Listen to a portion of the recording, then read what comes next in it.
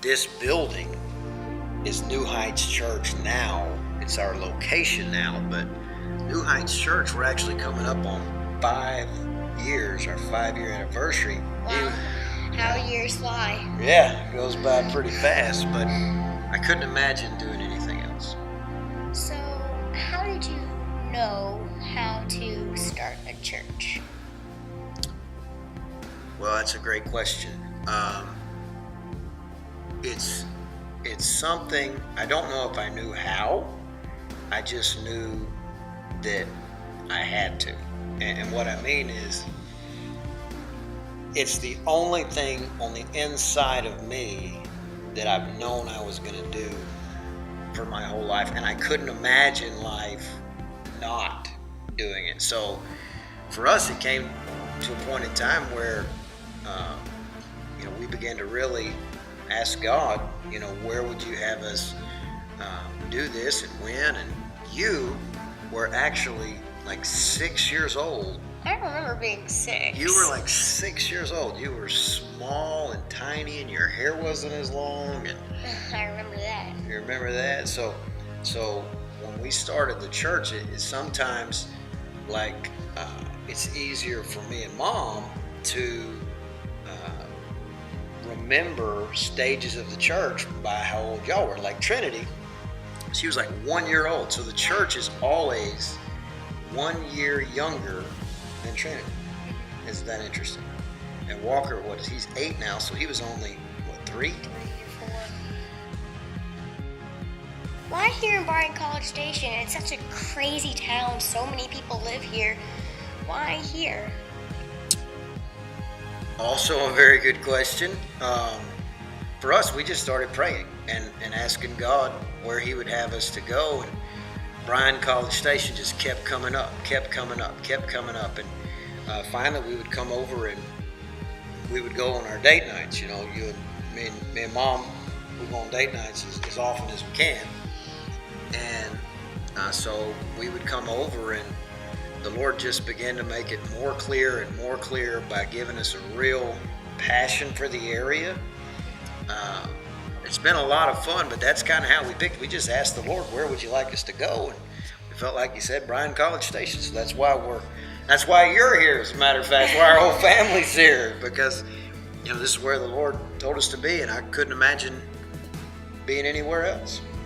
So, your favorite success.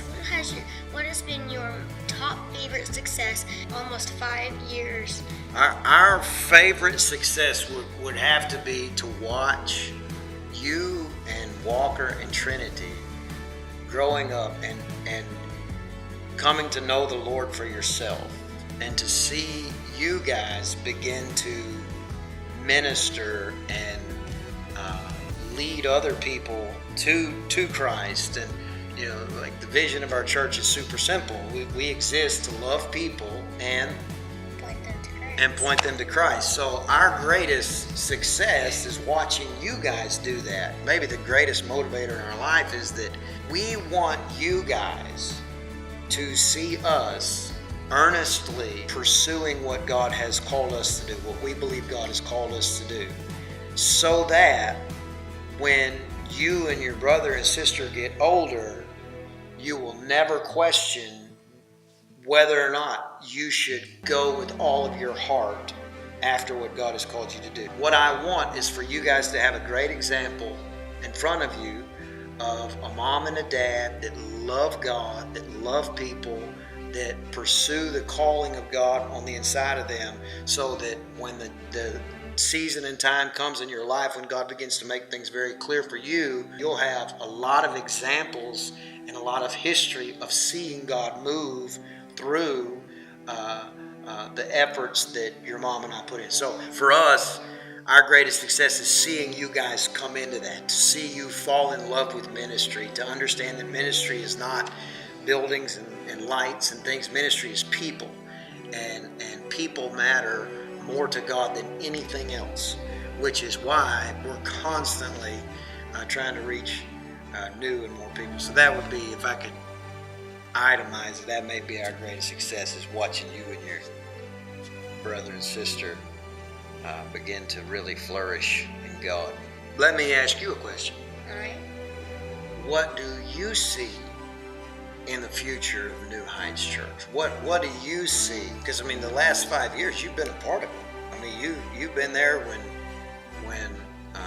you know, you saw most everything, if not everything. You've been there the whole step of the way. So, what do you see with the future of New Heights? Well, if it was just me randomly talking, I would see just numerous people, just a group of people going out on the streets, not only here in Bryan College Station, but anywhere, and just ministering to the people on the streets, going to foreign countries and learning their languages and funding their orphanages. I see our building expanding massively. Like you said, it's not necessarily it's not completely about the building at all.